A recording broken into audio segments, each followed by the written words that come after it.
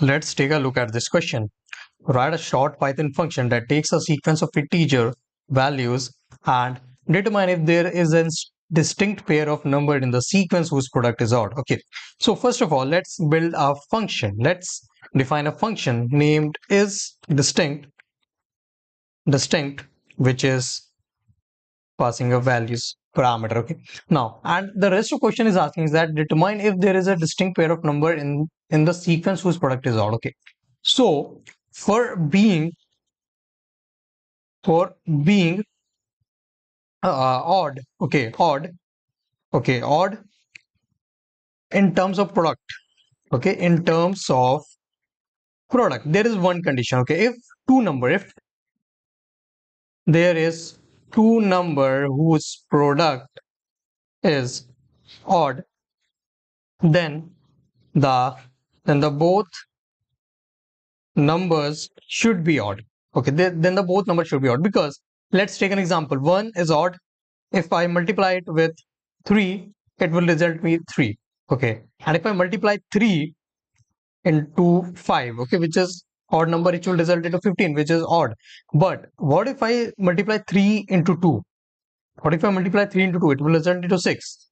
We can say that even multiplied with odd results into even, and odd multiplied with odd results into odd, and even multiplied with even results obviously even. Okay, so we know that odd into odd, we know that odd any odd number into odd number results into odd. Okay, and so for that, what we'll do that we'll check if there any odd number if there is any odd number in the sequence or not. So for that, we'll use a for loop for I in values, which will iterate the values, and let's check is there any odd or not. So for that, we'll use if condition. If I modulus 2 is not equals to 0, okay, then what it will do, so we have to check is there any odd number or not. So for that, I'll use count, which I'll assign to 0. I'll make into another code. So what I'll do is that then I will 1, then I'll return count equals to 2. Okay, so we have got to this, we have came to the conclusion. So and let us see 4. Okay, print is distinct. Let me tell you what I am doing.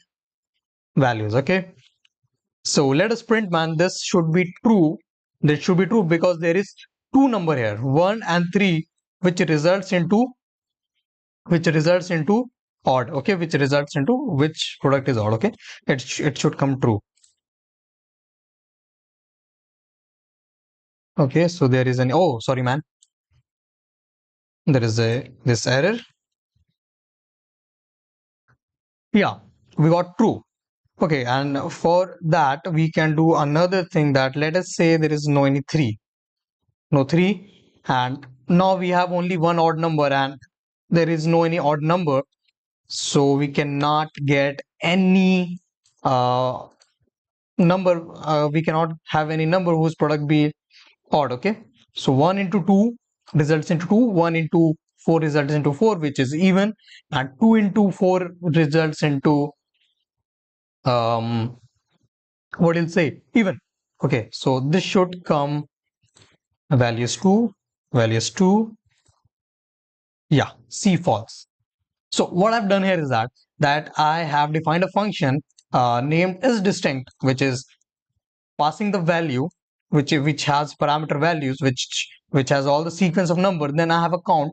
Okay, I have a count which is helping me to count is there any odd number or not. Okay, then I run a loop and iterate. Then I run a loop, and in an iterative way, and I iterated the value sequence. Then I found that is there any number which is odd or not. So I came to the conclusion by using I modulus 2, which will give me the remainder of the after division, and if it results into 0, it is even, and if it does not result into 0, it will be odd. And then I am incrementing the count. Okay, I am incrementing the count. So what it is doing, it is checking the number of odd numbers. Okay, number of odd number. So the logic is simple. The logic is if there is two odd number in the sequence, then the product of them will be odd, and we are done. This is a solution. Okay, this is the logic in the solution. We came to this solution. Okay, let us see what this question is asking. Write a pseudocode description of a function that reverses a list of n integers so that integers are listed in the opposite order than they were before. Okay, so let us build a function list reverse that is getting some data as a parameter, and will return so the data, then we'll use the indexing, and then I'll return this. So let me write the code, then I'll explain you what happened. So there is data, and I'll write some integers 6 0 sorry 6 and 0. Then I'll print list reverse data. Okay, now let's run and let's see what. Yeah, we got our list as reverse 0 6 4 3. Okay, so it is simple as index. Okay, we're simply using the indexing to make the list reversed. Okay, moving to the next question. Okay, another question. So write a Python function that takes a sequence of numbers and determine if all the numbers are different from each other, that is their distinct. Okay, so if we try to solve this, if we get this question, so what it is asking, that is there any duplicate or not, is there any number which is duplicating or not. Okay, so this is a list, 1 2 3 4. Okay, all are distinct, means all are unique, all are unique. But if we have another list, 1 2 3 4, then 5, and then 5, then 5 is not distinct. Okay, not distinct, it is in pair. It is in pair, means it is duplicating itself. Okay, there is duplicate value for it. So how will get to the solution of this question, because we need to find it. And the first thing that I can see, so first build a Python function. For that, we'll use is distinct. Okay, then I'll name it as distinct man because I do not have any other name right now, and I'll pass data. So data will be good. Okay, let us pass some data, and that was our logic. So what I will do is that I will use data, and if we think very closely, if we think with very big minded person, then what we can use, that we can use length. Okay, so what I can do is that I can use sets. Okay, so how will use sets? Okay, so for that I will use len equals to len of set of data. Okay, so now let us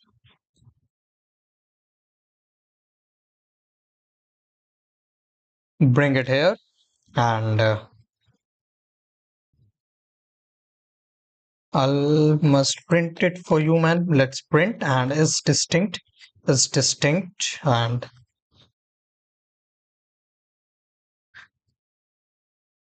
let's print this first. So we got true. which means that there is no any uh, number which is same. Okay, they all are different from each other. But if we run this, if we run this here, what we'll get is as false, because here is 5, which is not different from each other. Okay, so there is 5 number which is duplicating itself, which means there is a number which is not different. Okay, which is not different. So what I did actually here is that, so first I got the length of the data. Okay, length of the data. So what is the length of the data will be if I pass data. So previous parameter was this. Okay, my previous value was this. So its length was 4. Okay, its length was 4. So the length of data will give me 4. Now what I did that I converted this list to set. And what happens in set is that there is no any duplicate number, because set has a unique identity to itself, that it does not contain any duplicate values. So if I convert this list or any list to set, then is that what will happen is that I'll get only unique numbers, or I'll get only unique numbers. And if the data, okay, and if the data, if the length of data, and if the length of the set is same, then I'll get true. And if it is not, then I'll get false. Simple as that. Okay, I have to plug it, man. So then I converted it to set, and even in set its length will be 4. But give this parameter if I give this parameter, then its length is 5. Then I convert it to set, and its length will be 4. Okay, its length will be 4, and that contradicts our logic or code, and that how it gave us true and false. Okay, true and false, simple as that. Moving to the next one. Implement a scale function given a sequence of number, and it scaled with a value. Okay, there should be a scale. There is an mistyping. Okay, so let us build a scale function. So what is a scale function means? It means that we have given a set of number. Okay, we are given a set of number, then we have to scale it, which means uh we have to multiply the number. Okay, we have to multiply number, or we have to increase the number in the same order, which means that if I multiply the number with 2, so it will result me into a newer set with having the value of 2, 4, 6, and 8, which is scaling. Okay, so let's write it. So let's define a question name as default, then scale will get us data, and for I in data, and for that we need the n number also. Okay, it's the value for number in data, and data I should be data I into n, the scale function. Then we have to return the data. So let us see our logic. So we'll use the print function, then we'll use a scale, then we'll pass our data. So I haven't assigned my data, so this will be my data. So data, come here, man. This, and I want to scale it by 2. So let us see the output. So why is it giving the error? Okay, list is,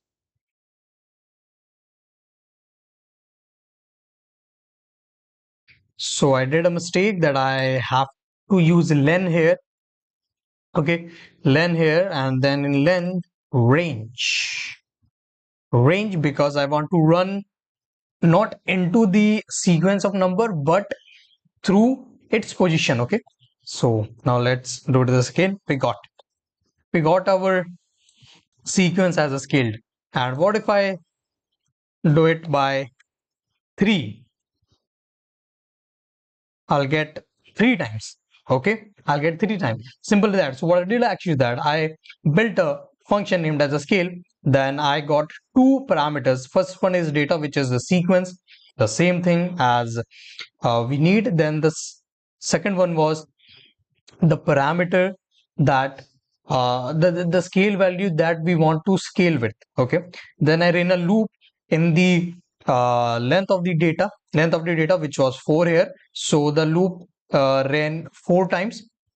Then I is the position of the data. So what it is actually doing is that it is replacing its value. Okay, it is replacing its value. So one will be 2, sorry, 1 will be 2, 2 will be 4, and 3 will be 6, and so on. Okay, now moving to the next one, the next question, everyone. So what it is asking, in our implementation of a scale function, the body of loop executes the command data j, which is the position equal to factor. Numeric types are immutable, and the use of the equal operator in this context causes the creation of new instance, not the mutation of existing instance. How is it still possible then that of our implementation of scale changes the actual parameters sent by the call? Okay, so there is a very interesting case here. What it is asking is that, so we use this operator, equal operator, to assign a value to an variable. Okay, we use this operator to assign value to a variable. Okay, but what are we doing here is that we're assigning this value, we're assigning this new value to our previous one. So if our new value is 2, then we are replacing it with, or we are mutating it with 2. Okay, the question is asking that how we got 2 here instead of 1, because there was 1 here, and there was 2 here, and now it is 4. There was 3 here, it is 6. There was 4 here, but it is 8. So there is a very interesting case, because we're not